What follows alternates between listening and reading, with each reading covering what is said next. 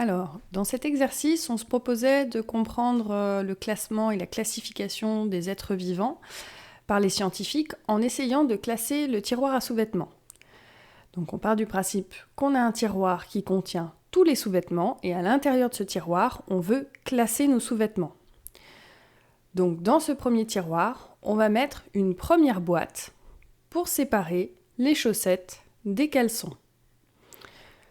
Du coup, on a bien tous les sous-vêtements dans le grand tiroir vert et les chaussettes dans une plus petite boîte placée dans ce tiroir violette. Après, on va mettre une boîte bleue, chaussettes de sport, pour séparer les chaussettes de sport des chaussettes roses qui sont des chaussettes de ville. Juste après ça, on rajoute une plus petite boîte encore, la boîte jaune, pour les chaussettes de sport courtes.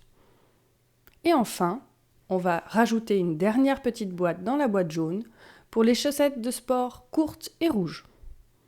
On a ainsi fait une classification emboîtée. Ce type de classification emboîtée permet de regrouper des éléments selon leurs attributs communs. On parle d'attributs communs quand on parle de points communs.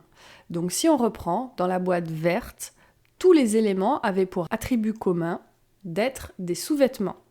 Ensuite, on a placé une plus petite boîte violette, dont tous les éléments qu'on a placés à l'intérieur avaient pour attribut commun d'être des chaussettes, etc., etc. Donc, chaque boîte doit porter pour titre le nom de l'attribut commun aux éléments qu'elle contient.